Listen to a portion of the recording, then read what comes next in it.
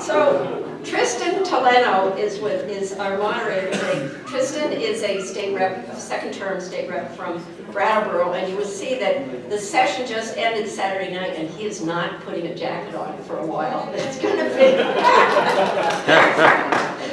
that he's done with that for a while. I discovered Tristan when he came in as a freshman, and it was at that point my third term, and I spotted him as a talent and found out that so did everybody else soon after me, but I claimed him first, I think. Tristan has an MBA from Marlborough College and teaches complex systems and management in the MBA program and in nonprofits at Marlborough College in the master's program.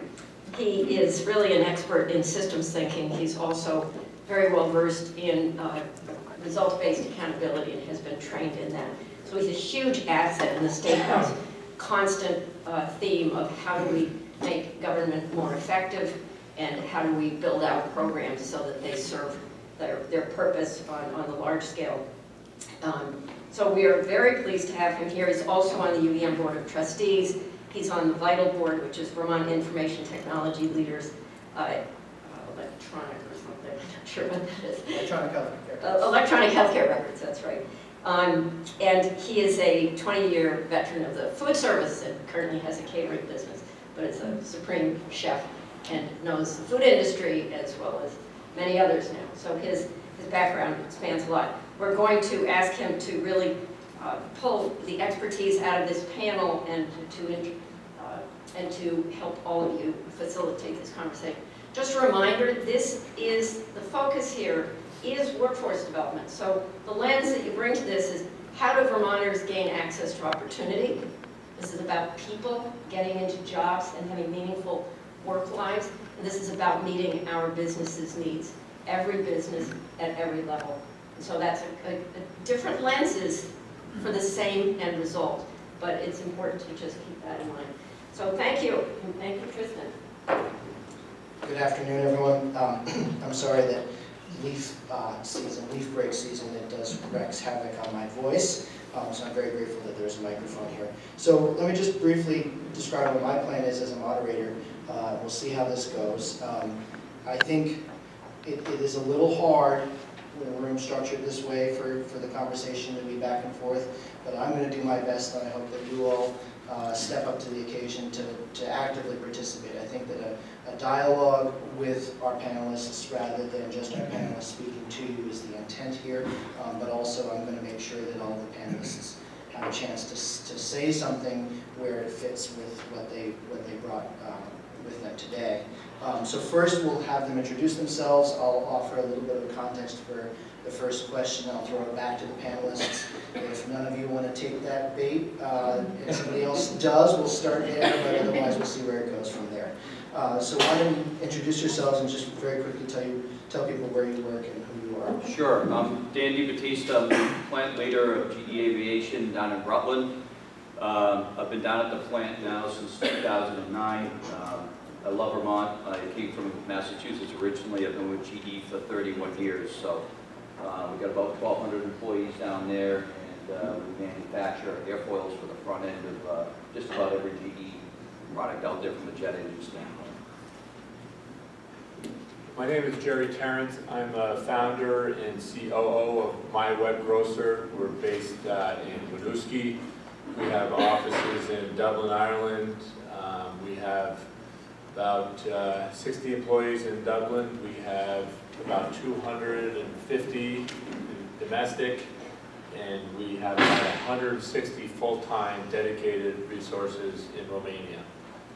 We take care of the consumer packaged goods industry as well as the retail grocery industry for their e-commerce and marketing services.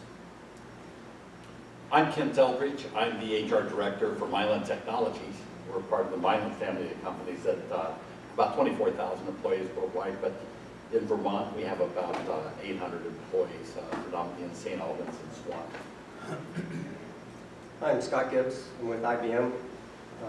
I'm the operations manager for one of the 3 manufacturing lines at the facility here in Essex Junction. All right, thank you.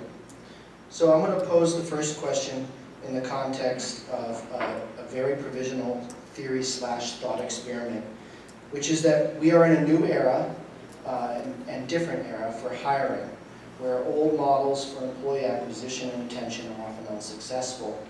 In this new era, some Vermont businesses have been very successful at navigating the new terrain, and some are desperately in need of new tools and greater success. So in this context, what has changed for you in hiring and retention over the last 10 years?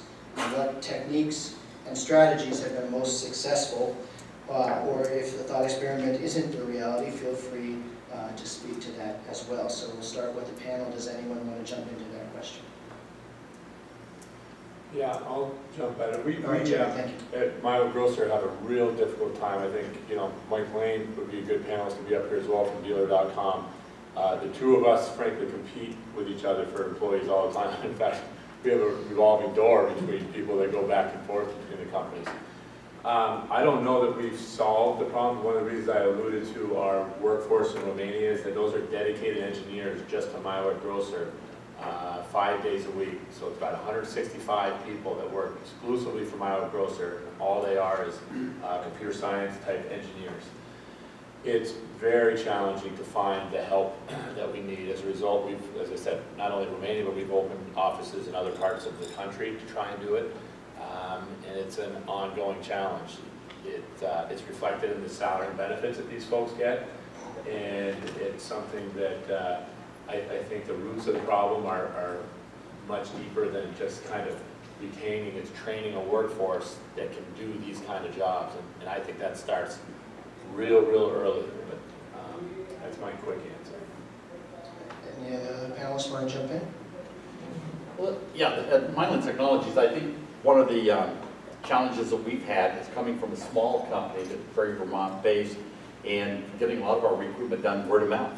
It's kind of loyalty-based, to now trying to get out and compete with other industries, and also to get employees to come up to Franklin County and be more diverse than just working in our own neighborhood. So we've had to evolve to communicating across the state. We're also focusing on trying to, for a lot of our core degree positions, re-attract Vermont students that are going out of state to have them come back as well. The technology in terms of web-based technology is really helping those aspects. Dan? Yeah, I was going to follow on that. Certainly filling highly technical roles. On the hourly side, we don't have much problem. We have an apprentice program, and we still have plenty of people that apply for the jobs there. It was mentioned we're one of the higher paying, but we're having trouble attracting leadership type people that want to stay, because it's a kind of business you cannot have a lot of turnover.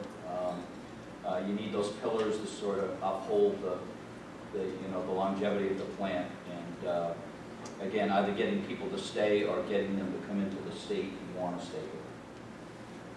It looked like, Scott, that you were going to jump in there. Yeah, I was just going to add, for us, over the last 3 or 4 years, it seems like the competition locally, especially for production operators, production technicians, has really risen pretty dramatically. So, a lot of companies, as the economy has recovered, are doing well. So the competition, especially in the local community, is pretty severe. I think we saw, at least for IBM, our hiring, especially for technicians, was relatively low prior to 3 or 4 years ago.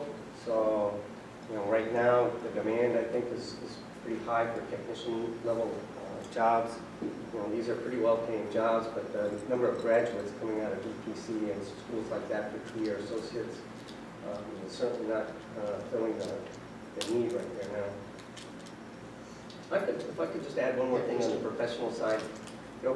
IBM at the engineering level, we recruit nationally, so we have people assigned to specific schools that we focus on for engineering, bachelor's, master's, PhDs. So we actually have pretty good success at engineering level, and I think perhaps it's because we reach out across the country for those types of folks.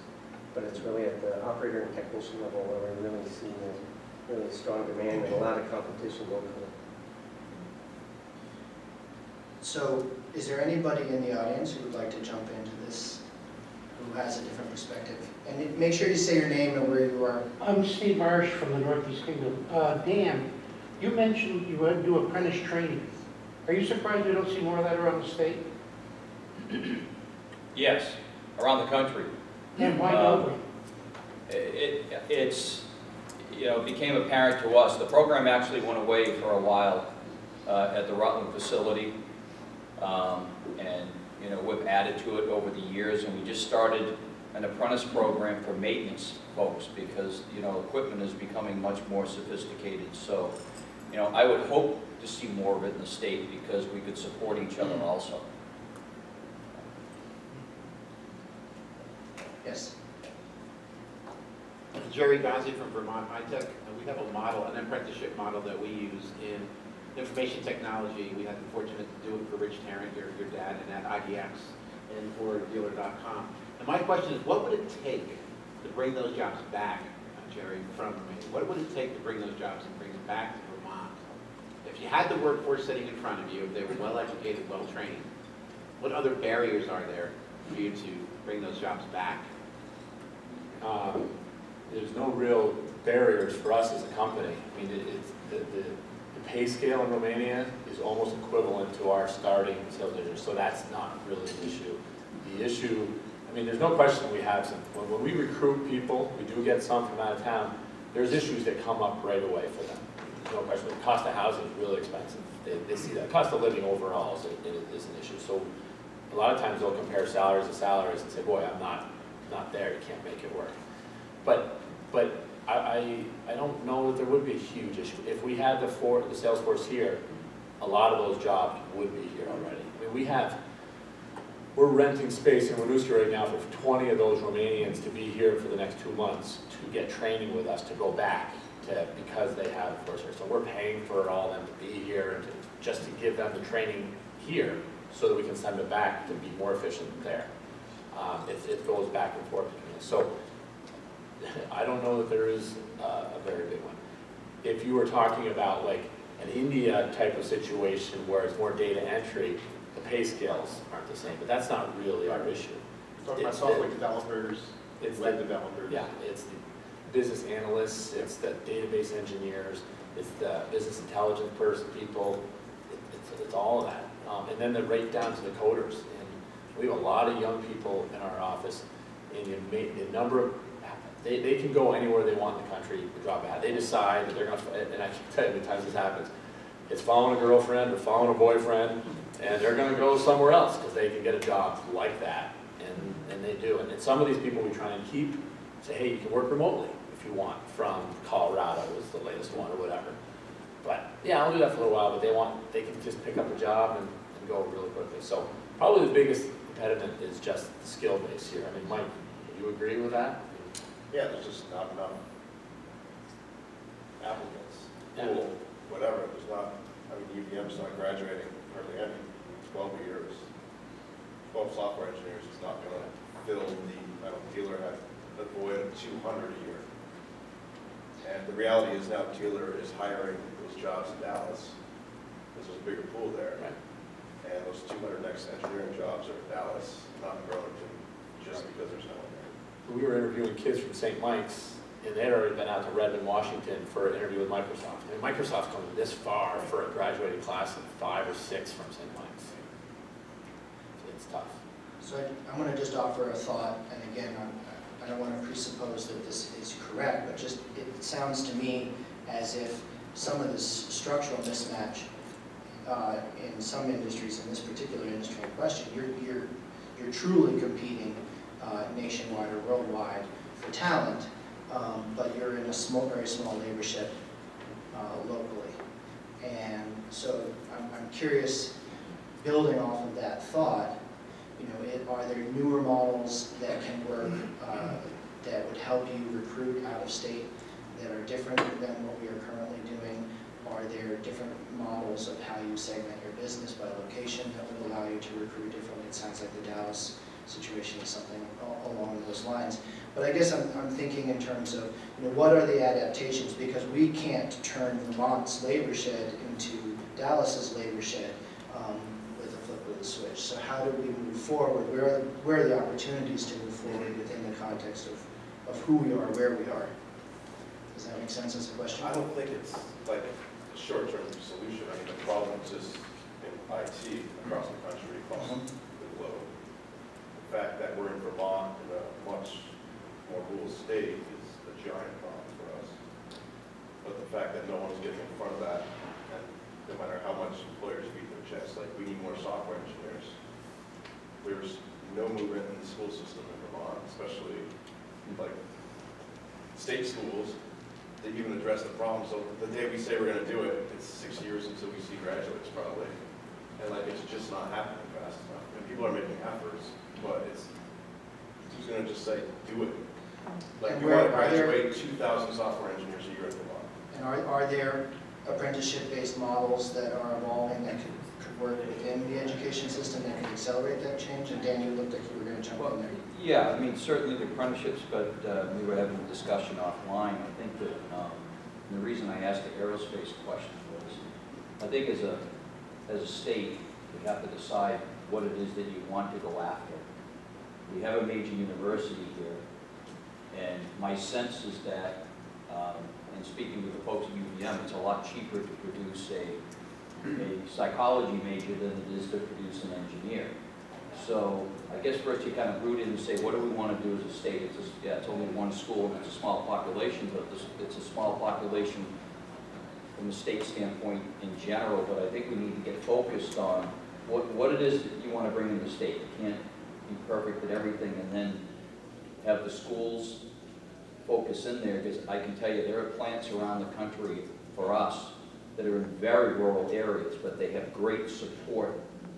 Either there's a university nearby where that plant can drop, or GE will build plants next to universities in very remote places because of the support that's there. So, I mean, same kind of argument that these jobs are there, and I think the schools need to look at it and say, we're not supporting the need. I agree with you, but I think to Mike's point, what I said earlier about the root of the problem is, and we touched on it in your presentation when you talked about education. These jobs, these computer science engineers, these are not people that quit quit their job and decided to just take a 6-week course and get into it. This is similar to a pediatrician deciding they want to become a surgeon. They got to go back to school. There's a lot of schooling to do before. It's not a 6-week course and now they're ready to go. So yeah, it might be easier, as what you were saying, Dan, but it almost starts earlier in terms of the math and the sciences. And I talk about this all the time, certainly stress it with my kids, but as parents and all, they grow up and we read their kids' stories and all, and I wish Tom Sullivan was here to tell his story, because the president of UVM's got an amazing story. But math, we see kids dropping math almost as soon as they can. And I get it, right? It's not quite as exciting, maybe glamorous as some of the others, but Tom Sullivan told me a story. He came to MyWebGrocer last year and asked about what we were looking for and all. He said there was a graduate from a UVM high school, I think I told you this story, who qualified for the Green and Gold Scholarship because she was valedictorian, didn't get into UVM. How's that possible? She didn't have enough math credits to even get in. I mean, that's atrocious. So if we're allowing, so this is my point about teaching, if we're allowing kids to drop math after, I don't know, freshman year algebra, in my opinion, that's unacceptable. Because they need that critical thinking to do the kind of jobs that we want. And I'm not talking about just computer programmers. You don't necessarily need to be that. But you need to have to be able to read, write query codes for SQL and things like that. That's not overly complex, but it can be for a kid who just is totally anti-critical thinking math type stuff. So I'm going to pivot off of that for a second. And I'm a parent of 2 teenage boys in Brattleboro. And I'm listening to the conversation about how we need the education system to support more math and more science and help steer in that direction, and I'm thinking about sort of the cultural component of that, a cultural value, and I go back to what Dan was saying, which is you sort of have to choose what you're going to spend. If you're small, and you have a limited number of available kids who you can train in any one direction, you sort of have to prioritize, and that becomes a cultural conversation. And I'm wondering then whether there's an opportunity for the business community to put itself into the education system at an earlier age in a much more proactive way to build a culture that supports an interest and enthusiasm. I have a very gifted math son who through school has had no particular tech exposure, nothing beyond the sort of garden variety. Had he been exposed to that early, been picked up in some sort of a program, that I think that's where you're going to start to see some opportunity for kids to get excited and stay and follow that path. And One of the things that I wrote down that I found that one of the successful techniques we have is getting out into the middle schools, especially in the middle schools. Most people think that we don't make anything in this country anymore. I've gone to deans of schools and said, well, why would I want to graduate engineers? Everything's getting shipped overseas. And kids don't know that. So to your point, I think we could do a much better job of getting out there and letting people know, one, the jobs that are available so that parents can help, that the kids are so inclined to be directed towards that. Tristan? Yes. A data point on that, there's a new Deloitte study that came out within the last month or so, in 2015, regarding the influence of parents on kids in manufacturing. And parents that are familiar with manufacturing are 2 times more likely to encourage their child to go into manufacturing. So there's a direct correlation there. But it's interesting that only 1 in 3 parents would say that they would encourage their kids to go into manufacturing. And the reasons they would not, about 66% of them, they had this perception that there's really no career opportunity for them. And secondly, they worry about job security. So they're hearing about these layoffs, manufacturing's dying, blah, blah, blah, blah. They get this mindset, keep my kids away from that, where the facts are different. So we have a big education opportunity and something we need to be proactive about if we're going to try to turn that ship and get people looking at manufacturing as a viable career opportunity. And I will say, and I know there's other hands, I just want to say that from my perspective in the legislature as to why this state workforce investment board is structured the way it is and what the goal that we hope to achieve by having this function is that we need to have these conversations about what are our strategic priorities and how do we change the culture, and that requires all of us having a productive conversation about where the opportunities are to change direction. So I really appreciate this, and I know I have some hands. I'm Nina Lizzie. I am the director of the North Country Career Center in Newport, and I have had the privilege of the past 2 days doing some work with the National Alliance for Partnerships in Equity and the Agency of Education around gender equity and trying to get girls into STEM careers particularly. In the past day and a half, we've been doing presentations from around the state about our capstone projects and the research that we've done throughout the past year and a half. And some of the things that we found across the board were early intervention at the middle school level, and a consistent message along the line of trying to get girls into STEM careers and boys into non-traditional careers. And there's a lack of role models. I know that business and industry always say they want to be involved, but there needs to be some consistent involvement. And I would invite anyone who would like to be involved with any of their career and technical education centers to either sit on a program advisory board or the regional advisory board to really give some input. But more than just go to a meeting, see the kids and let the kids see you, because that makes a huge difference. Kids like to see other kids succeeding. We use a lot of the career center kids to actually go into like the 2nd and 4th grade classes to show them things and let them actually do activities, and it really sparks the interest. So I saw some more hands. Go ahead, Dean Stearns, I'm the principal of the South Rutland School. A year ago, I sat in a similar seat to Eileen. I was the director of the Riverbend Career and Technical Center. The legislature and the Agency of Education has seen fit to give us some wonderful tools to transform education so that students can better understand what math and science mean. It's not just a class with a stand and deliver mode of delivery. it's a hands-on activity. And we're currently working to change that. That's a mindset change within the teachers in the state of Vermont, and I might say with the students. Because students will sit there and say, tell me what you want me to learn. I'll regurgitate it on that test on Friday. I probably won't remember it on Monday, but I'll do that because I'm motivated by that grade. So we do have the tools to do that. There's some really interesting programs that have started up, and Jerry has done some great work with some training, and it's got both high school students and adults for training programs, retooling, but within manufacturing. A month and a half ago, I had the president of GW Plastics and the president of ETC sitting in my office, and they've got this wonderful program that they're bringing into the schools where they're working with science teachers and students to take the students to the manufacturer and see what actually happens, giving them problems to solve and supporting that curriculum with potentially in the senior year an opportunity for dual enrollment. They can do their senior year potentially at VTC with a job at the end. And that's what kids don't see. They don't see the job at the end. What is this going to be? So if we can figure out a way so that Jerry's group, manufacturing groups in the schools can do more of that somehow to get the kids. They need it in the middle school, but really that math piece starts in the freshman year. That's really when it starts to count, so that math and science in the freshman year, they're able to experience it in a manufacturing place. It'll help with both computer engineers, mechanical engineers, and all of the engineering and STEM fields.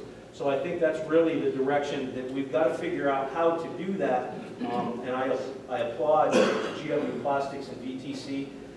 We sent the wrong person to the table. We'll be at the table this summer planning one in South Rutland. So I think that's a model that will work very well for the state. It's going to take some time. It's not going to fix it's not an instant fix, but it can start that pipeline to give the kids that this is what it really means to be this type of worker. Jerry? Yeah, just to tack on to about bringing parents, what Bob was saying about having parents engaged, both Husky up in Milton and Hypertherm out of Hanover are actually doing summer institutes. And for the recruitment process, we have over 75, probably 100 kids will come to the Hypertherm one. We had about 50 to the Husky one. They bring their parents. So the parents get to walk the floors with the kids to see what advanced manufacturing is about, what the new era of advanced manufacturing is about. And that has been a very powerful tool. Tack on to that these individual kids who are juniors and seniors in high school will be getting college credit for the participation. Why do they get paid? So they'll have an 8-hour day where they're getting paid for 8 hours, $10 an hour, but for those hours they'll be in an academic program receiving college credit. Makes a whole new blend to what an individual high school student can do by approaching both going to college at the same time as working in an apprenticeship, and these are apprenticeable occupations. So bringing the parents in from the ground floor and seeing the new kind of generation of what advanced manufacturing has to offer is really powerful. And hopefully that we can continue to work with manufacturers and the schools to do that blended approach. Anybody else want to? Yes? This is not professional. My name is George Sable. I'm the director of the Northland's Job Corps Center, Vermont's Job Corps Center. This is personal. I have 6 children. My oldest son works out in Redmond. He said you went out to Redmond. His background was mathematics. They recruited him at Microsoft because they knew he had a mathematics degree. He wasn't using his mathematics degree, and that's a quicker solution. No, he didn't have a computer science, wasn't he a computer techie, learned it easily. My youngest son is out in Eugene doing the exact same thing. I have one that's a physics major that's now switching over after he's graduating saying, the computer companies are trying to woo me. So he doesn't have the background they want, but he obviously has the intelligence that they could quickly flip over to what you want. So it's another way of looking at things. It's a way of going to college and approach them and recruit, for what it's worth. It's a critical thinking. That's right. There's no question about it. Those people are the And that's what they told him exactly. They said, you don't have to have that. We want it. So. Dennis? I'm Dennis Ladowny, I'm with the Vermont AFL-CIO, and I wanted to respond to that Bob mentioned about discouraging the kids to going to manufacturing, because I've been in manufacturing for 30 years, and I was laid off 5 times, and 2 when the plant moved out overseas. And so, you know, I was discouraged by that, and I said, you know what, they can pick up and move any time. I said, if you could get something that is more in the public sector, for, you know, in that sense, you'd be a lot better off. Well, I have twin boys, and they graduated Witness State College last year. One has a bachelor's degree in audio engineering, and the other one has a bachelor's degree in psychology. He went and he got a job in psychology up in Lindenville area, and his boss had a master's degree and was only pulling in just like about $45,000. And he said, "That's not for me. I'm out of here." And my other son went to with a friend, went out to Seattle, Washington. And Microsoft's out there, Amazon's out there, and I think Nintendo was out there. He saw all these jobs out there which he could have the qualifications for. So they both came back home. And they've gone back to Lincoln State. And Lincoln State, I think this is their first year that they offered a bachelor's degree in computer science. So now they've both gone into computer science. And so they're hoping to 2 years. What? 2 years. Yeah, 2 years. So hopefully in another year, well, they'll graduate in another year and have a bachelor's degree in computer science. But again, you know, as far as manufacturing, you know, I'm probably not the best person to talk to because I've been through it, and you know, I'm sure there's a lot more out there now.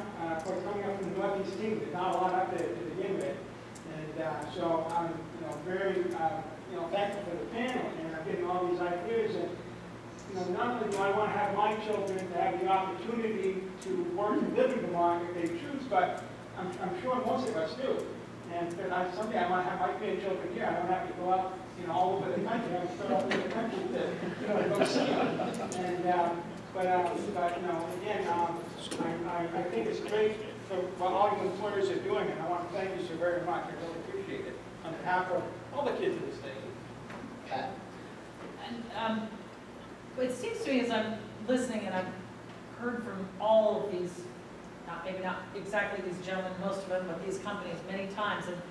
And if Janet Bombardier says to me one more time, "It's about the math, stupid," I'm going to scream. But she's absolutely right. And her initiative we need to get 10 high schools to send 4 more kids who are math experts to VTC for a 2-year degree in engineering and computer science. And if we do that every year, we'll start filling this pipeline. But it also seems, as I'm listening, there's a lot of really great things happening. The work that's been mentioned that folks in here have talked about, other programs that I know of, it takes an array of activities, whether it's starting in middle school or starting in high school, on through apprenticeship programs and retraining folks as they get older. And maybe as a WIB, one of the best things we could do is really try to catalog what are those best practices, what are the things that are working. GW Plastics is doing what School of Tech now, where they're bringing middle school students into their high school students into their place of business, the various apprenticeship. But you know, the right hand doesn't always know what the left hand's doing. The work you're doing, Eileen, and so if we could at least get that information in some central place, so that something that's working in Rutland, maybe we pick it up and borrow that in White River, or vice versa. Because it's really about filling the pipeline and helping kids know this isn't your father's manufacturing anymore.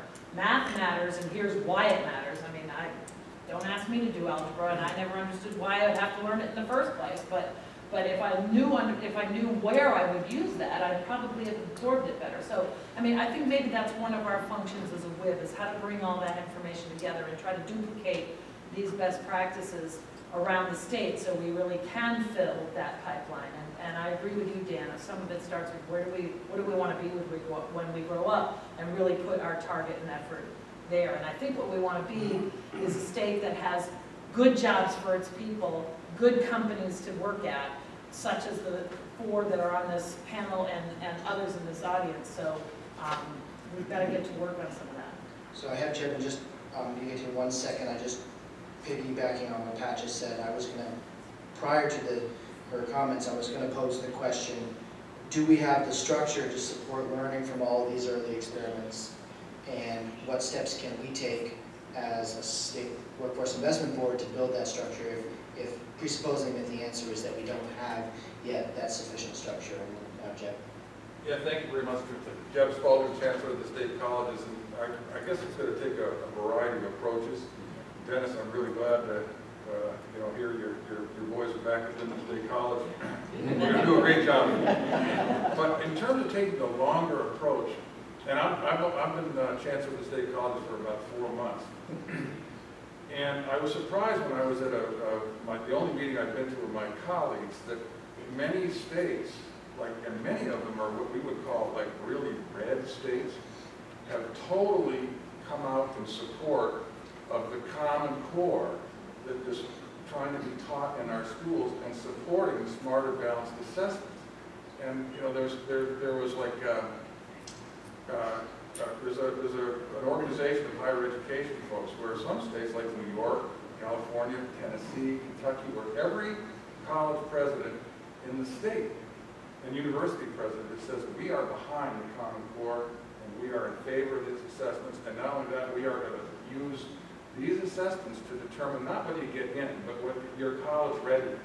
So it occurs to me that one thing we can do in Vermont, if we really want to have more math and higher standards, is to have, I'm going to be working with my counterparts in the higher ed world, but perhaps the business groups, the GBIC, maybe the state workforce investment boards say, hey, no, go and say, no, we're in favor of the Common Core. And it's almost like it's not the same thing as this vaccinations, but there are people out there that say, I don't want this. I am not going to do that. I don't want these standards. And I can get to opt out. We're starting to see that happen around the country. And I think if we really want Vermont to be strong in the future, it might be powerful if not only the higher ed folks, but the business folks actually did say, we are behind the Common Core. We are in favor of the smarter balanced assessments and lend support. So it's just a thought. Okay. Bob Zader, just jumping on Jeb's thoughts. There really is probably no silver bullet here. So I think as I'm beginning to think about manufacturing these days, I think about it a lot. I read a lot of stuff about it. This is the world in which I live. And I've been involved in manufacturing for 38 years, and I look at it a lot differently today than I did, say, 10 years ago. And really, I look at manufacturing today as a system, and I think we've got to think of it that way. And I'm sure you'll appreciate that, Tristan, since obviously you have an interest in that. And a system is where you've got 2 or more parts that sort of work together for a common aim, if I can use that as a standard definition. And the reality is that manufacturing being a system, the barriers to entry to manufacturing today are much lower. You've got these maker spaces, you've got 3D printing, you've got a lot of things. Today, small startups are becoming threats to well-established manufacturers, the big players. So little players are challenging big players. Whereas in the 1970s, 1980s, the big problem American manufacturing is facing is quality. The Japanese were really putting it to us, and our quality had gone down the tubes. And so we worked on that. We got it back up. I submit, I think the challenge today for manufacturing is innovation. And the reality is we're not doing it fast enough, we're not doing it smart enough. 2 out of 3 patents today are either owned by a foreign entity or they're being created by a foreign entity. We are falling rapidly behind the curve as a nation in the area of innovation. So our kids don't know about that systems thinking. How do they do that? And I put the fault at our feet, all of our feet, the leaders of the companies. I think that the mindset of our company leaders really needs to begin to change. We need to stop being sort of the command and control top down. We need to be enabling our workers to allow them to think, to be creative. How do they innovate? And then how do the leaders set up the systems to enable their workers to perform? Deming said it. He said, only 6% of the problem is the workers. 94% is the system. And we find that time and time again. The opportunities for improvement within companies is probably 3 to 5% on the shop floor. The rest really gets into the system that surrounds it. That's where the opportunities are for the improvement. So at the end of the day, yes, our kids need to be solid in problem solving and basic skills to be an employee and STEM and all that stuff. Absolutely, they need to have that. But they also need to know what it is to be creative, be part of a creative team. How do they innovate? And how do they do that rapidly? And I'm not talking about doing an R&D study that takes them 5 months. I'm talking about being able to get real-time information, which is possible now, in 90 minutes, where they can test an idea real-time with the customers. That's the world in which we live in, that digital exchange that's happening literally instantaneously. Now you've got mobile devices. People are real-time watching what's going on the shop floor, and they're making decisions over in Ireland on what's happening in Vermont. I mean, that's the world we're living in, and that's the world that we need to be preparing our kids for. So I'll end with this. As leaders, we can either manage to the present, or we can lead, and we can get ahead and look at these trends and say, what are we going to need to do to really prepare these kids in the types of skills so that they're adaptable. So if their company moves in another direction, they've got skills that are marketable, they can adapt and innovate, and they can fold into a team and know how to move and be part of a new system, new ecosystem. So I leave that as just a challenge in some of my thinking. I'm going to go back first and then back up to the front. I'm Tom Alderman. I'm the director of the Secondary and Adult Division at the Agency of Education. In addition to the Common Core State Standards that Gibbs referenced, which are for English Language Arts and math, we've also recently adopted the Next Generation Science Standards. Both of these are national sets of standards that are intended to be more rigorous than what we have in the past, expect more of our students, and expect more of our teachers in terms of the way we provide instruction. So it would be very beneficial, I think, if this group were to make some statement about the value of those standards and the shifts in the way we provide instruction that are represented by those. Also, I want to mention the education quality standards. Those are the State Board of Education rules that establish the policies around how we deliver public education. One of the important ingredients there, where it talks about the content areas that we expect students to have opportunities to learn within. In addition, and these were revised in 2014, in addition, we now have what I refer to as the transferable skills: communication, problem solving, critical thinking, collaboration, persistence, technology use, things like that we say are crucial, very important for our students to be able to practice, acquire, and demonstrate those kinds of skills before they graduate. We believe that those are overarching, that the way students interact with those transferable skills is through engagement with content. So it would also be wonderful if this group were to take a closer look at the education quality standards and the transferable skills in particular, and provide some support for our work in that arena. So I had Eileen in the front, and then I was going to, do I have some, I heard some hand panel. Okay. I just wanted to make a comment about what you were saying. I just got back from a week of training in Berlin, Germany. We're at the Newport, at the North Country Career Center. We're partnering with Siemens Manufacturing in Berlin and starting a certified mechatronics systems operation certification training starting next year.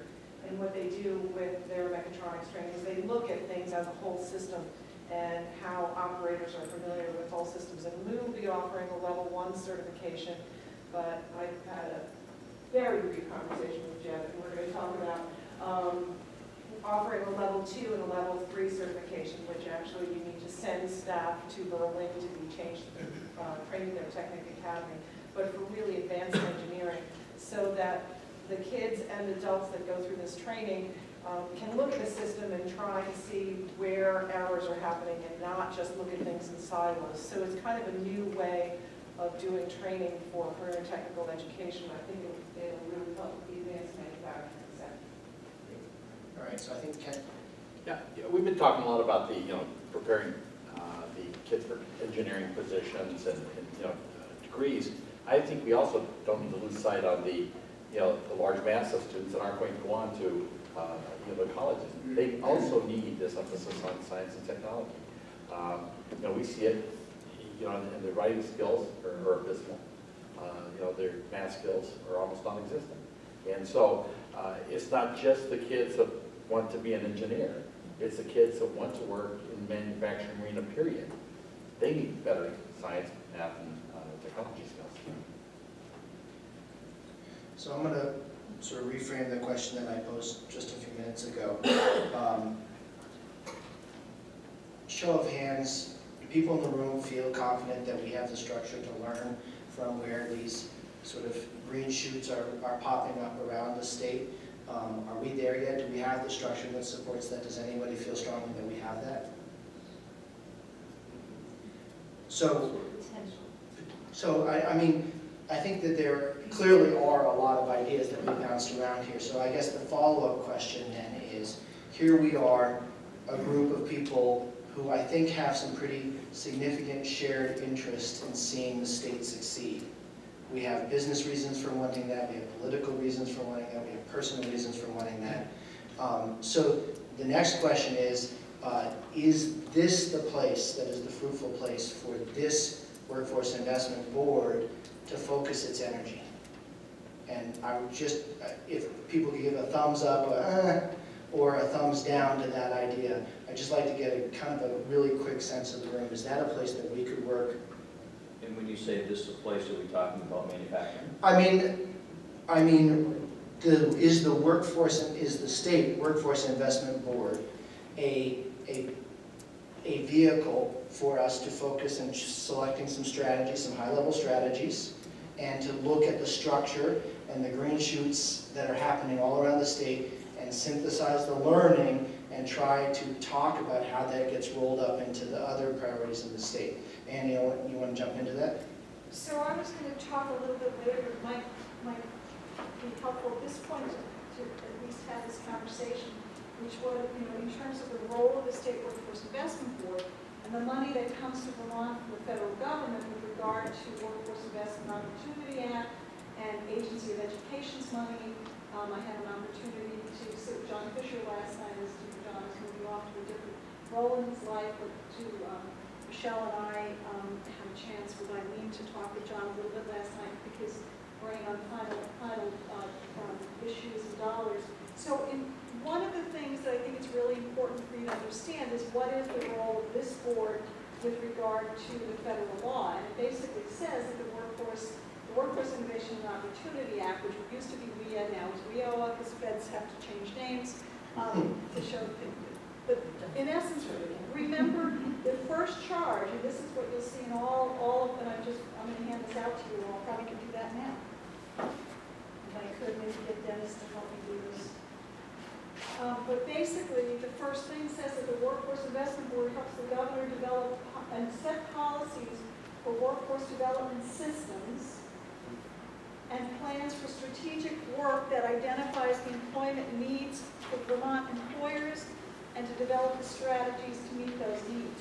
So realistically, from my perspective, part of this part of the reason the feds require a business majority on the State Workforce Investment Board, and they require the chair to be a business leader, and they require lots of different involvement in the education community, the training providers, community, different advocacy groups and populations, and we have lots of different people represented here, is because both the state and federal law require that. The good news is, with the change that's coming in for WIOA in July, this board is properly constituted today. We kind of got out ahead of that back when the state, when the Vermont legislature had done some changes through the Commerce Committee and the Senate Economic Development Committee, looked at the structure of our state workforce board a year or so ago. And just fortuitously, they got it right because it lined up very closely with what the feds were requiring. So we were able to basically already report to the federal government that this board is properly constituted, not only under the federal law, but also under the state law. So part of what I want you to understand in terms of what WIOA is saying is there's a lot of money that comes to the state of Vermont. I've been asked all the time, how much workforce money comes to the state of Vermont? And the answer is, if anybody tells you they know, they're probably lying, okay? Because we did a survey back when I was first came as commissioner, and I just looked at a couple of departments and agencies in the state government and came up with about $60 million. Now, let me first say that some of that is clearly just dedicated money, does not have a lot of flexibility with it, and but it's still reportable. That didn't even go through all of state government. So I just sort of explain it this way, that there's tiers of workforce education and training that's available in the state of Vermont, and some of that becomes the federal money and the state money, and then there's additional funding that comes in, and of course, businesses all the time are doing your own training. GE, with your apprenticeship program, they're sponsoring. You're doing your own training for that. But GS Precision and GW Plastics is getting some support from apprenticeship dollars and state funding. So it's really a mix. But I do want to say that the millions and millions of dollars that are available in the state of Vermont under the workforce investment can support things like on-the-job training programs, apprenticeship programs, short-term programs to get people ready to literally finish a program and walk into a job. So there's lots of resources we have, and I think this is one of the best places because you have people here from the business community, the education community, the higher ed community, eligible training providers, all the folks, different people that are in the legislature that really can hopefully bring this together to have some answers. And we really do need to leverage properly how we use that money. Because if we are looking at, like, I'll just say Department of Labor money, where we might be able to leverage a WET fund, the workforce education training dollars, a portion of that with, if Dennis was a dislocated worker, I grab Dennis and get him into a training program, I can now tap federal dislocated worker funds. And then we might be able to then move on to OJT money available also under WEO. If I'm working with Andy Polito and his folks in corrections, we have different pots of money. Voc Rehab, CWS, folks like that. We can all move together. It's just a matter of literally putting it out there and saying, okay, this employer needs and is committed to hire these many Vermonters, and that's what their immediate need is. How do we meet that need by leveraging all the different pots of money? And we had some great conversations last night about agency of ed money that made me think about, and I stopped by and talked to Andy a little bit about some of that, just all sorts of resources. So I guess what I would say is there's also money in business services through Workforce Investment Act that I think that we are able to do very specific work with the business community. The new WIOA Act says 20% of the money in adult and dislocated worker services can be used for incumbent training. 75% of the money for youth has to be used for out-of-school youth. So we're dealing with kids that are really sort of getting lost in the system. So there's a whole lot of changes that are coming. It's really a matter of just, as Tristan says, we have the capability of collecting the data so that it's shareable and we can think through what's the best way to meet the needs that Mike Lane has, or that Jerry Tarrant has, or that kids have in Vermont. The kids are getting lost, or the people that are dislocated and who are really getting lost by the system. So I just put this together. It's not rocket science stuff, but it is. We are going to talk more about the WIOA, and probably during June, July, August, September, we'll be having very specific WIOA conversations as a group and as individual. Different people have to get together. We've got lots of MOUs we have to put together, but I hope that this helps clarify. I just want to look at my notes for one more thing.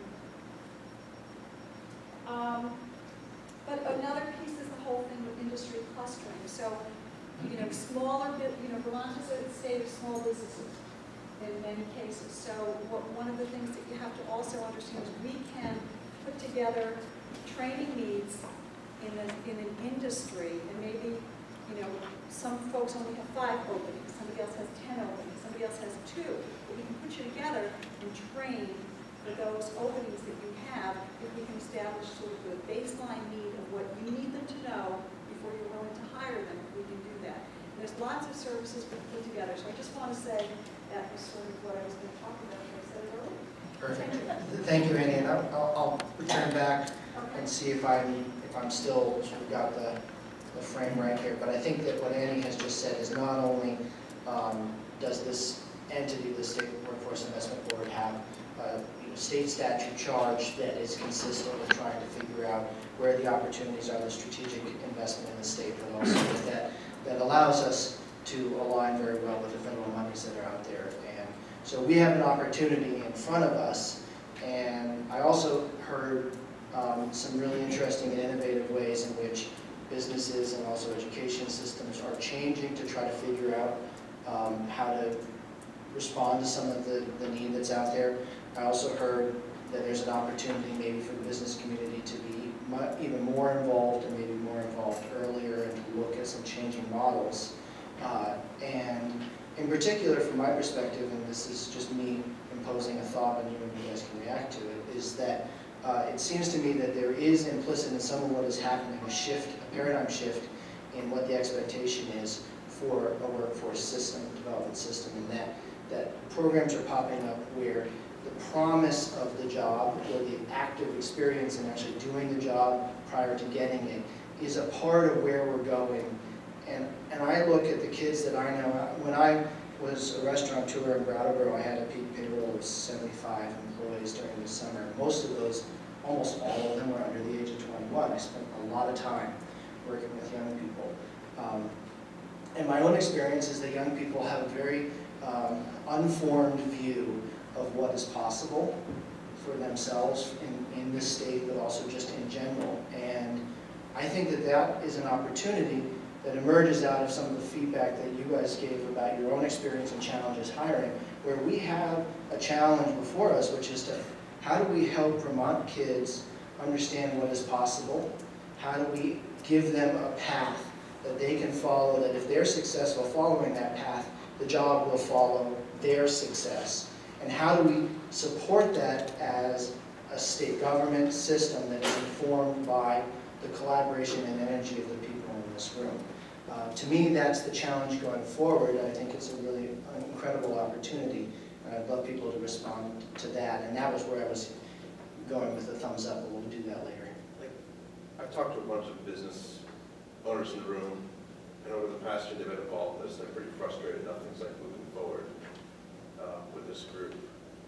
Because as business folks, we look at this and say, we need an aligned strategy first. We're talking a lot about tactics, which are pointless unless we have an aligned strategy.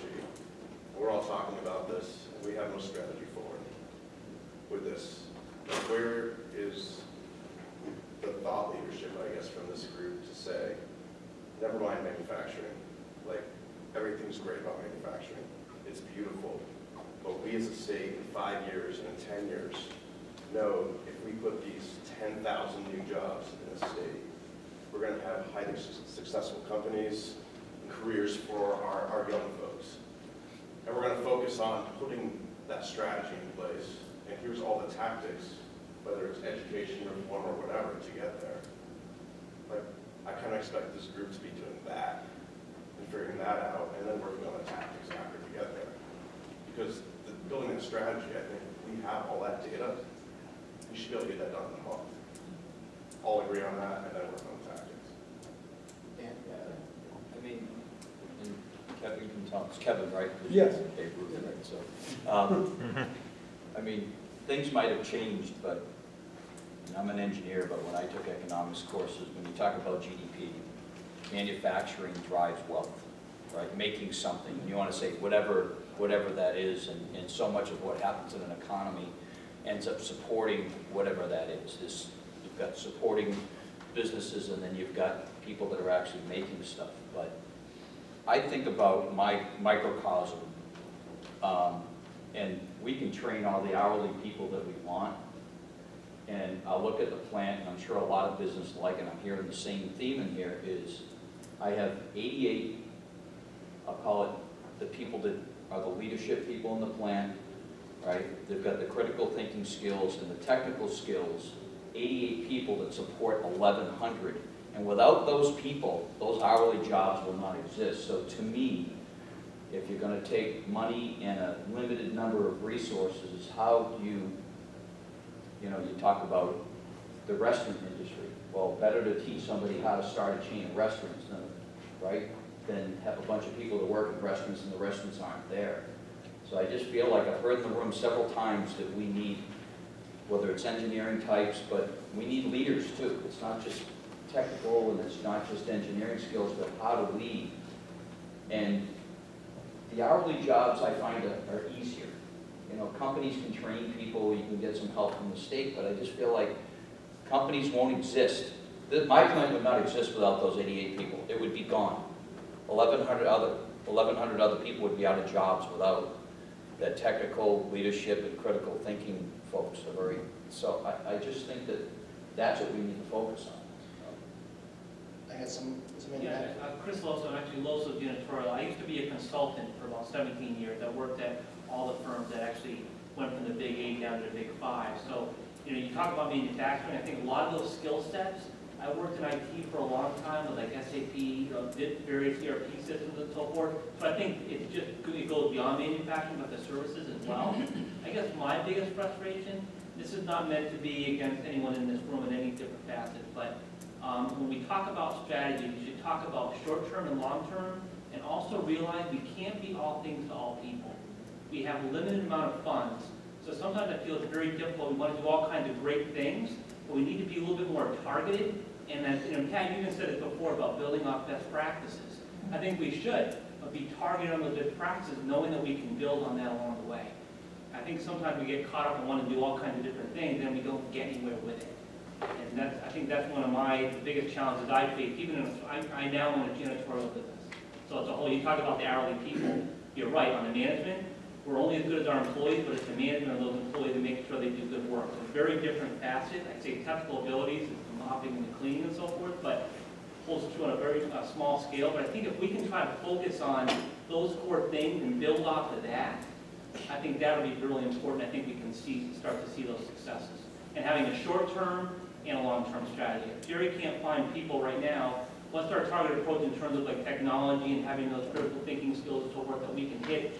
You know, same thing with dealer.com, so we can get those folks up here.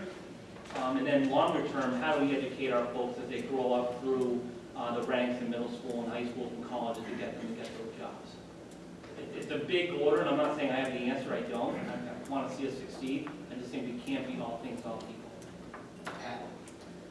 Again, Pat Moulton, Agency of Commerce, and Mike, we do have a strategy. We have a comprehensive economic development strategy for the state of Vermont, and one of the key 4 program areas is workforce and education that have specific goals and specific action items to undertake. And I think we as a WIB should be looking, whether it's, I would advocate obviously that strategy and say, okay, how do we want to implement some of these elements? What did we miss? What isn't in there that should be?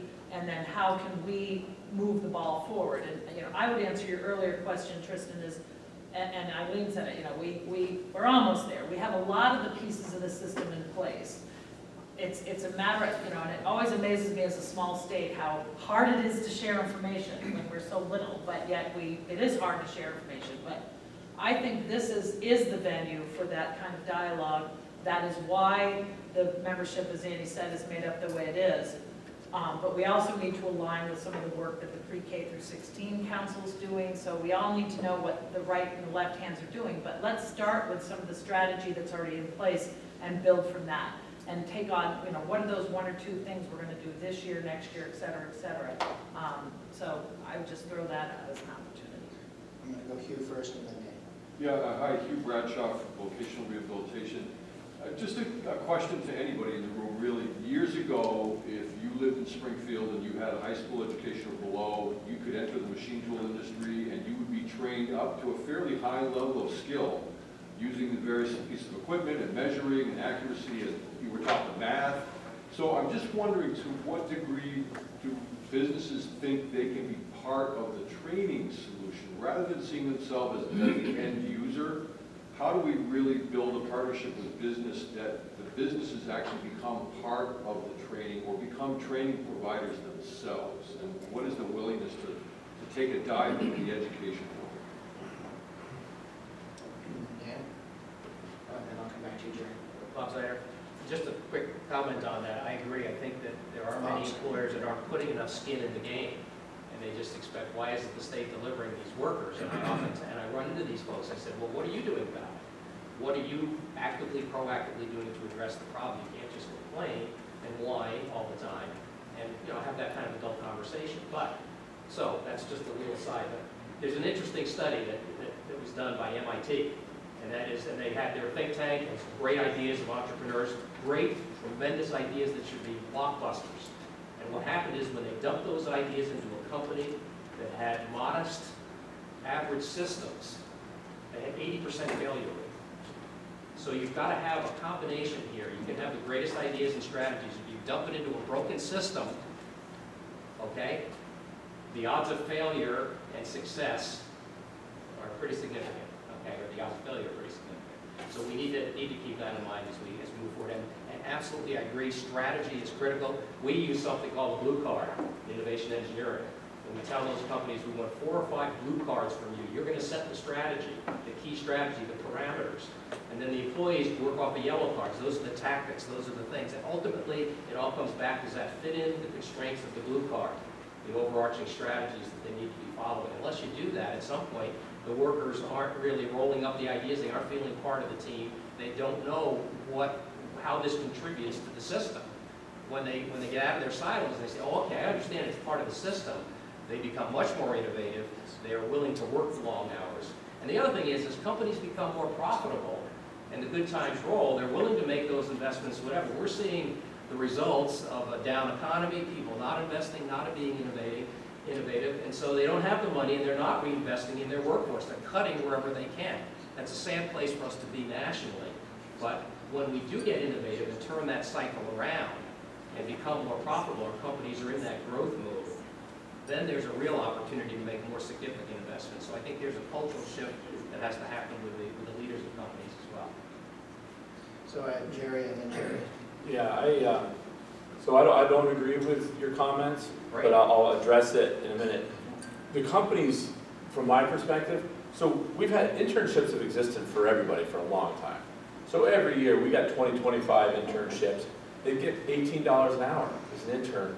And a lot of these kids, we're like, we can't wait till they graduate so we can hire them. So some of those things exist. But our people are working hard. So to answer your question, what are we doing? We think we're being good citizens. We're paying a large amount of taxes. We pay a lot of fees and all to expand, and there's a lot of regulatory things. We pay an immense amount. We're very good healthcare providers.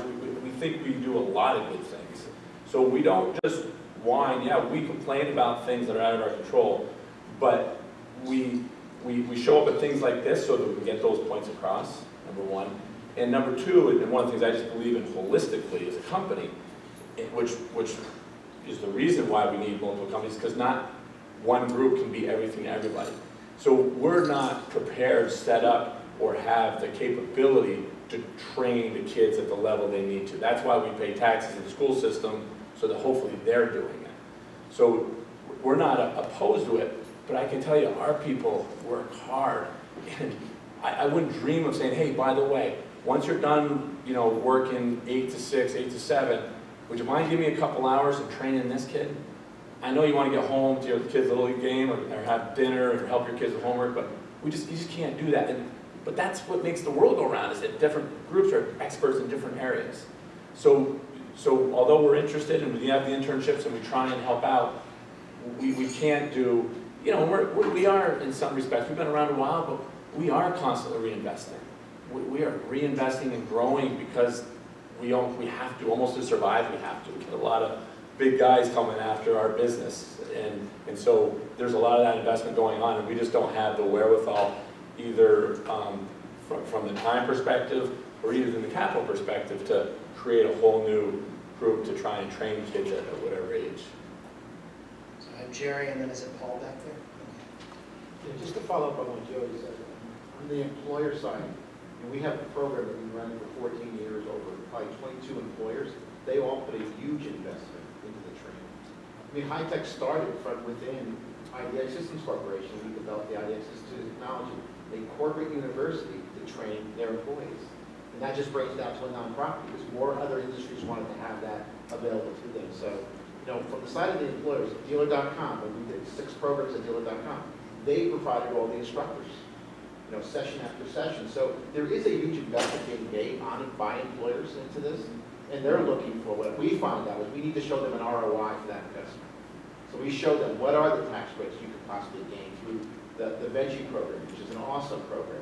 What are the wet funds and the kind of state grants they can apply for it to have some of that money recouped. But the expertise does lie within the corporations, and it's just partnering with them to be able to pay for that expertise so that we can actually build the workforce to meet their needs. called you from, I'm not sure where I'm from. I have 4 companies and a 5th on the way. Speak up a little bit more. Yeah, I have a soft voice, I'm sorry. I have 4 companies and a 5th on the way. That sounds a lot like children. But as Dan, as you were speaking, I was relating to you and Jerry. You said a lot that I would have said. So I feel like I'm going to be echoing rather than saying something new. But we do own what I would refer to as hybrid company. We have a design company, a building, I'm in the trades. I was supposed to go to the Northeast School of Engineering for computer science. That was in 1971, before Bill Gates.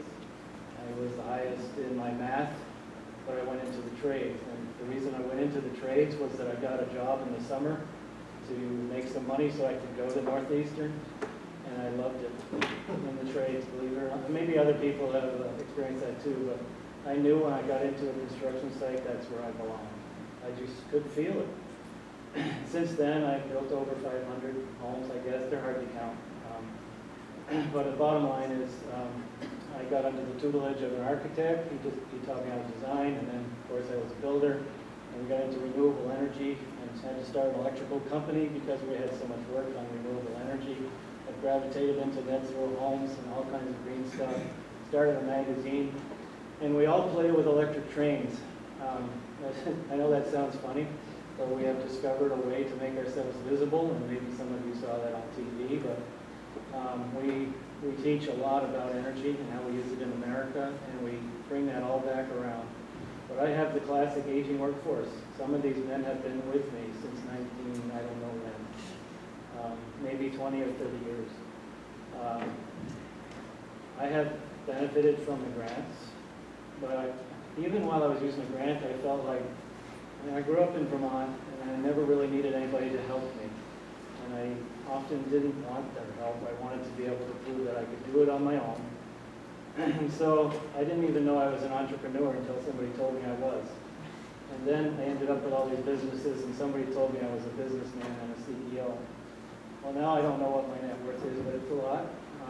Bottom line is, I have talked with a lot of entrepreneurs and some very influential ones. One of them is number 3 on the Red Sox. Another one owns the Philadelphia Eagles. I've designed and built their homes. I have some really good connections. And someday you may see Prudent Living on the Green Monster. It might not be very far in the future. The bottom line is, in our conversations with them, one of them called me on his plane to London. He owns a soccer team. We got into a conversation about being an entrepreneur. And Dan, you talked about key people. I think there's just one more level above key people that this state has to protect, and that is the entrepreneur. And there's 2 words I think that are the scariest this state could ever hear, and that is, why Bob? Now, you can trace my history, and you will see that we have always hired summer help. But last year, when I was here, I shared that was the first year that we couldn't hire summer help. The OSHA regulations, and there's just too many laser shots on your back. There used to be a small bullseye on my back, and I'm good at that. I'm pretty good. I don't mind a little bullseye here and there. But when you start to feel like 10 or 20 red dots all aimed at you because you are a businessman, all of a sudden Vermont doesn't feel so friendly. And it's not a message that's only affecting those of us in Vermont. It's affecting others who come to invest in Vermont in such a way that spin-off businesses can prosper. And this is a situation I think is serious.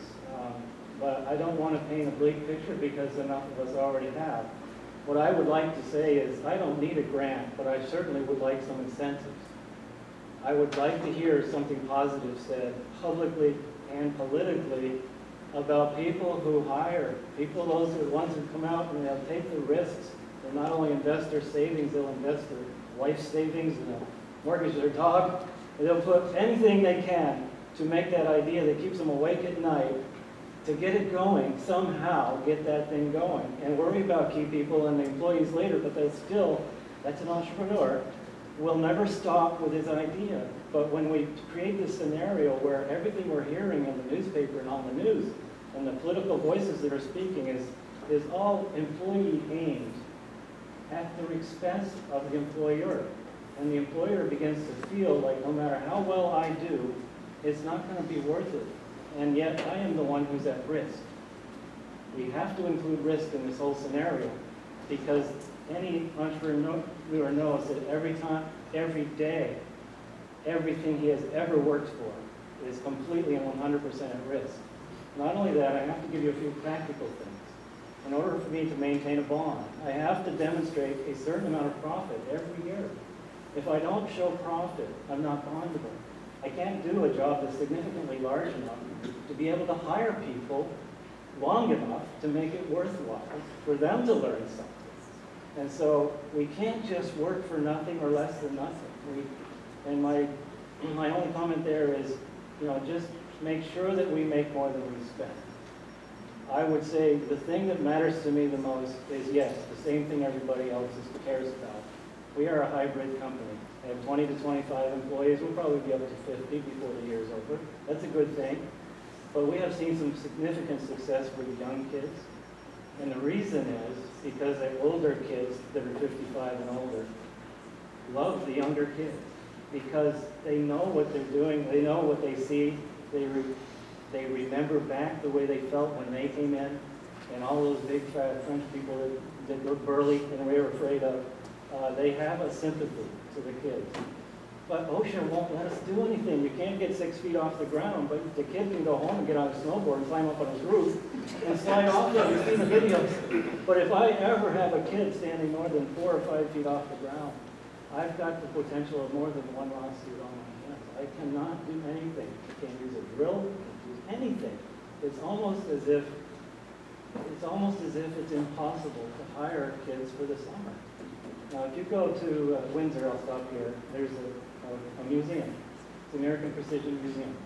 If anybody's ever been in there, the first thing you're going to notice is there are 3 12-year-old boys that are responsible for the Industrial Revolution. By the time they were 18, they had their journeyman and traveling the world creating interchangeable parts for other companies in the world to be able to make interchangeable parts for rifles. 12 years old. Not only that, they were agrarian, which means they had to go home and do chores. Something happened when we said that people can only work an 8-hour day. Something bad happened when we declared to the world that human beings can only tolerate 8 hours of work. And I'm sorry, my wife came from a dairy farm. She got up at 3 in the morning. She milked 100 head of cows for her father. And then she got early release from school. Sounds like prison. But she was able to go home early and milk the cows. Then she had 20 horses she had to exercise. And then they went haying. There was no such thing as an 8-hour day. At the same time, if we do more than 8-hour days, it's almost like the whole weight of the law of the world is looking at us to see if we're going to pay overtime, double overtime, I don't know what. But it gets really complicated. And not only that, there's 1,000 other things we have to do for these kids that are troubled in order to maintain some sort of program that's based on laws that we have to fulfill and carry and make sure we do in the office. But we still do it. So somebody please out there, say it to the right person up there. I'm in Windsor, so I don't come up here very often, but I would love to turn the TV on some night at dinner and hear something nice said about employers, about people who are willing to create jobs and hire, because I'm not hearing it. And the people that I'm used to being entrepreneurs, people that I have benefited from, are staying away from this state. They have no purpose to come back here. They have said this, and I can give you their names if you want, but not right here. But that's the bottom line and where I'm at. But our company, I'm a smart boy. I know that if the economy goes down, then there's not going to be much to build, right? So why not create another company that might do better when the economy's down? And I can keep my crew that way. And that's why they never know who they're working for. They got 5 choices, and they don't know on any given day which company they're working for. They might be doing a big solar array somewhere one day, or building a house, or they might be helping the electricians. It'd be great if the electrical code would just ease up a little, and at least let the average laborer carry a conduit, plastic pipe, that any plumber can carry, any carpenter can carry. But no, can't do that because it's electrical, and it's just a pipe with nothing in it. But if we get caught carrying a plastic pipe, which I got kids that would do that all day long, they're doing a 1,000-foot-long ditch. But my electricians can't hire them because, we can't move our guys over from their carpenters to go help them for a day because, will get caught, you know, for handling plastic pipe. That's how complicated it's getting in this state. I don't want to, I'm a Vermont, I'm vintage Vermont. I'm still in the same town I grew up in. I'm one of those few that are left that is still right where I was planted, and I love this state. But I really would love to see incentive, not so much grants, but they are great. And I've got some older guys I'd love to train on other things besides what they're doing. But in terms of incentive, I would say something as easy as a tax credit. Something simple, not so complicated. Andy, you taught me how to do a narrative. I didn't even know what a narrative was. Andy Robinson, God bless him, he came up to my office about 4 times just to explain to me how to draft a narrative. I just couldn't get past the narrative thing. But I finally got the grants and the trainings worked out. Our boys went and got trained in the building performance sciences and the NABCEP certifications for renewable energy, and that all worked beautifully. So that's a testimony of these things aren't all failing. Some of them are working great. But as an employer, I would be happy if they would ease up on OSHA, and then I don't need much more than that, but it costs me twice as much to work with an unskilled laborer as it does to work without him. That's the bottom line, is I have to have a skilled man beside him. I have my clients that I have to make sure know that they're going to get a quality product because I promise them quality. And they know right from the start when they get out of the truck that this kid doesn't know anything. And so we have to have somebody beside him. Chances are those kids can't drive, and there's 3 or 4 reasons why, all of them bad. And the bottom line is we have to go pick them up, bring them to work, take them home. And but we're willing to do that. I just say, give us a hand, you know, once in a while, and also give us a hand with a very simple form of incentives. And I feel like I said too much. Thanks, Paul. I'm going to I have a couple of hands up. I have Annie, and then I have somebody in the back. I was just going to say to somebody else who went into the trades by accident, although I don't think I've worked very many 8-hour days in the restaurant industry.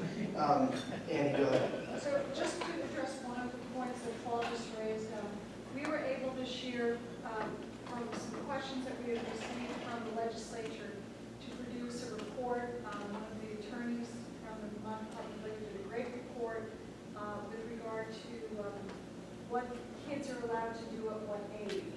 And I think that that's been very helpful, and because we do get a lot of questions when people would like to take some of the younger kids in for career exploration, and they think, you know, can the kid climb a ladder, can the kid dig this thing up, or what can they do? So there's a great report that's available through the Vermont Department of Labor.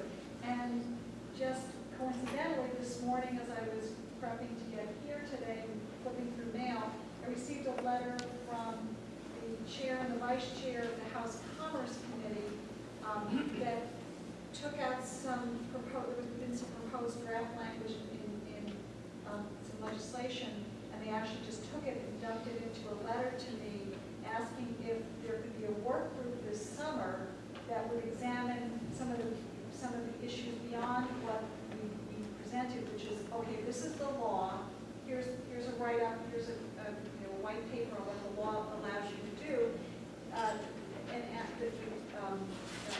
Chairman Botzow from House Commerce sent me a letter saying, put together a work group and see if there's things that we might be able to do in Vermont that go beyond, and what would it take legislatively to allow more opportunity to reach into to work experiences for kids and not, in essence, not run afoul of the law, which is sort of what Paul is saying. So there is a work group this summer. I'd be happy to engage anybody that would like to participate. Now that it's out there, feel free to send me an email and say you'd like to be on that. I just got the letter today. So very happy that we're looking at those things. And I have to say that we get I get a lot of questions that are always spot on from the committees in the legislature that have a lot of jurisdiction. Senator Mullins' committee, Chairman Botzow's committee, the Appropriations Committee through Kathy Keenan. We really get a lot of good inquiries, and I think that the legislature is aware of some of the concerns that you're voicing, and we are looking at lots of those issues this summer. Thank you. So before I get to the hand in the back, just a thought for you, Andy, to think about as you look at that question. One of the ideas I think that was we looked at the SWIB and sort of reconstituting the SWIB was the idea that work groups around areas of common interest might emerge. Ellen, I'm looking at you. Ellen, with the Farm to Plate strategic plan, this is a model that Ellen has done with work groups that get really involved in a deeper dive, and then sort of that rolls back up into the process of a larger entity as a governance model for sharing information, but also doing more work between meetings. And I think if there's a way for, as these kinds of questions come to you, to bring them to the SWIB and get people who are interested, who want to do work aligning with other people in the state, that is a way in which information and synthesis will happen and flow through the system. So that just wanted to throw that on the table. The hand in the back, I didn't see. Yes, go ahead. Tom Longstreth, I'm with Resource, does a bunch of job training, but I think, Paul, I've heard similar stories to yours about challenges businesses and employers have had adding jobs, creating, doing work, and I think that there needs to be sort of that dialogue between the policymakers and the policy implementers about where the breakdown is happening, because I think often we may have reasonably good laws, but then we have the folks on the ground who are implementing and trying to interpreting those laws and maybe not doing a good job because there's a lot of nuance. And there often needs to be nuance and variables that you don't account for. And I think an examination of where those common barriers are, and then diving in and figuring out whether it's the problem with the law or a problem with the sort of local, regional implementation, interpretation. Because my suspicion is that it's a combination of each. But I'm not sure how often we look at that. And maybe the group you're talking about will actually dive into that and get some business and government folks together to do that. But I certainly would hope so. I think there could be a really great opportunity to get beyond to dive into some specifics. And I know you've got them, Paul, and I'm sure others have them. And we could actually get into this sort of figuring out how to move forward. And that is needed. Yes. Grant States, I'm a contractor here today, and I sit on an advisory board for building trades in the Career Center Advisory Board at North Country, working with Eileen. We used to have 54% in agriculture, now we're down to 2%. We still have an agrarian-based educational calendar. We do a lot through the co-op. The co-op program can put kids out on job sites with different rules and regulations than if we hire them straight out. The Career Center is a great place to look at the co-op programs for those type of things. The kids come with the insurance from the Career Center to go out there.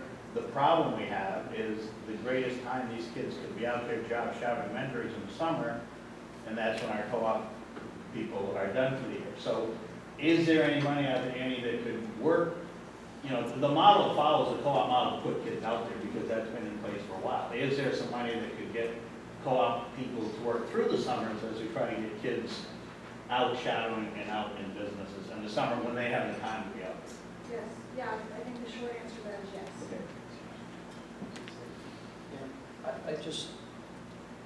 And even reading the first paragraph, and you have to excuse me, but when I read the first paragraph of this, that could mean 3 things to me as an employer. Maybe I'm in a growth mode and I want to add jobs. Maybe it's I've got more work coming in and I want to keep my workforce stable, so I need to train my people differently. Or maybe I want to get the same amount of work done with less people. So I guess, to me, what's the objective? Is it to satisfy the needs of the employers? Is it to grow employment in the state? Because if you answer that question, then you've got, if you want to grow here, GE, we want you to open up another plant in the state. Then you're going to work this differently than it's, hey, I need people that are much more broad in what they do because I've got work coming in and I want to keep my employment level. So I guess, what are we really trying to do? And that's kind of what I get at of what we're trying to support here, whether it's leadership. If we don't have companies, there's no hourly place for these hourly people to go. So what's the objective? Because that sentence really doesn't, as an employer, doesn't tell me exactly what we're trying to do. So What that- my needs are might not mean growth. It might not, So, Yes, go ahead, and then I want to comment. so from the perspective of the Workforce Investment Act, it basically is to ensure that we support the businesses that exist for what they need. So if it's incumbent worker training, or if it's hiring needs, recruiting and hiring, that's part of what this, the whole concept behind what we always say. But the answer from, I think, from the state perspective, I'll speak, hopefully Pat will agree with me, is that, the answer is both. We would like to basically meet the business community with their needs, but also obviously job creation, job growth is really important, for Vermont, for our tax base, for our education system, and just basically for our quality of life. We can't just stay at where we're at. I mean, we get very concerned when we see the labor force participation rates going down, right? So we want to see that growth. When we see the demographics of the state continuing to age, we want to try to reverse some of that. When we see out-migration versus in-migration. So all of that, and I think it's really, the best goal would basically be to support businesses for what it is that they need, but also create job creation. We have to grow. Go ahead, Pat, and then If you look at the two measurable targets for workforce in our comprehensive economic development strategy, they are that Vermont worker productivity, GDP per worker is improved by 5% by 2020, and that the Vermont average wage tracks the improvement in productivity gains. So I would echo, it's both. We've got to get people back to work, we've got to create more jobs, but we need to make sure the job creators are well taken care of, hence the productivity gain that will support you, and the wage gain that will support the labor force. Pat, does that plan get to what Mike Lane asked, like specifically, how are we going to address the short-term needs to develop, educate, and train Vermonters? Does it get right into it? Yeah, there are specific strategies. They're strategies, they're not specific. I mean, there are action items. There's more work to put the action items next to the strategy. I want to jump on, if you have more to add to that, that was the direction I was going to go back to. Okay, go. Yeah, So, because and jump in and correct me if I'm wrong here, but I think one of the questions, so, not to put too negative a spin on it, but Mike, you asked sort of an existential question of why this is useful, and I think the answer is going to be that we need to be involved in looking at what exists in the SEDS and understanding that, and understanding whether that's a complete story that is enough, right. What other things need to be in there, and what other structures will support us being pretty focused on strategy. And just wearing the dual hat that I have as somebody who works in food, but not manufacturing, but still in the business sector, but also in the legislature, this is a hybrid. And when you start to get involved with state government and then federal government, the process is always a little slower than anybody would like. It's just the nature of that particular beast. But we have an opportunity, I think, with Michelle and Annie and Pat, going forward, planning for the next meeting, Frank, trying to figure out how do we pick up these themes? How do we connect the dots on getting this group to share a common vision of what the strategies are, and that we're on board with those, and then we can focus on the next layer. And I think that those are achievable over the next couple of meetings, because we do have the staff capacity and the agencies to support this process going forward. And it will become, that hopefully will become the short-term work plan, from my perspective, the short-term work plan for this way, as we figure out how to make this a very effective tool to improve the state. Does that make sense, Jerry? Yeah, Frank, do you want to comment on that? Was that good enough? No, we're going in the same place. Okay. They need to understand that. Right. They're the ones But that there are are employing kinds of- Vermonters, and we need to align the resources that we have, and then create the program. They don't care how we do it, they need to have it done. You know what, I would just to give a little color to it. So Mike and I, Janet Bombardier from IBM, I want to say we've been on half a dozen panels together over the last 2.5, 3, maybe 4 years on how long it goes back. Yeah, a long time. And I think what you're hearing a little bit, and because I concur with Mike, we've talked about this offline, is that the frustration is, we come here, you know, I talked to Michelle about it, and she was, I give her credit, she was very persistent about asking me, because I was like, I've done this enough times, it's not really effective. So there's a little frustration there, and that let's see some action. Who's going to take it? And unfortunately, I'll be the first to admit, I don't have the time and probably the skill set or not to do it anyway. So I try and come here and just kind of give it a piece. But it takes real leadership. I mean, real leadership to someone carry this and demand answers in action items.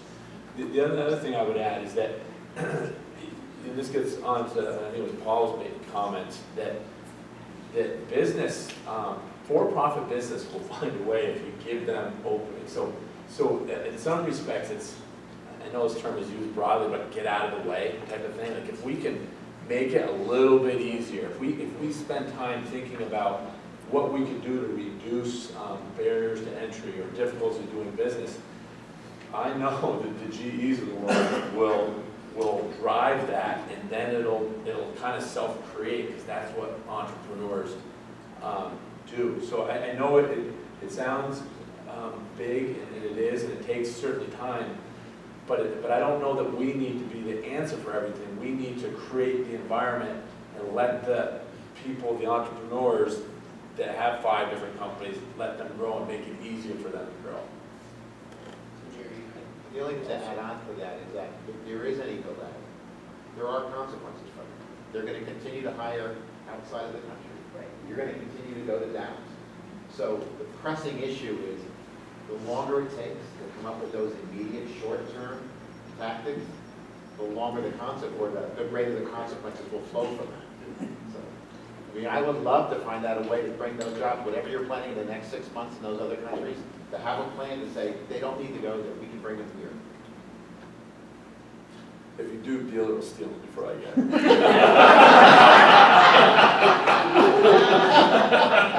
We'll make an equal amount for them as well. That's your challenge. So I'm gonna, I see Eileen has her hand up. I'm gonna call on Eileen, but I'm gonna hand the baton back to Michelle, who's gonna wrap it up. Just a comment. I remember years ago with the Workforce Investment Board, the HRIC, and there was a lot of dysfunction, and there was a lot of angst, and regionally there was a lot of things that didn't work. And I just want to say that even though we've got some frustrations with, you know, what are we doing, what's our plan, and what are our strategies, I just find it really refreshing that we're kind of all on the same page again, and that, you know, we're formulated the way we should be. My God, we did it before we even were supposed to. So I think that we can work those things out, and I think it just says a lot that we're all, you know, listening to each other and kind of problem solving and really trying to work towards something. That's a great note, thank you. So let me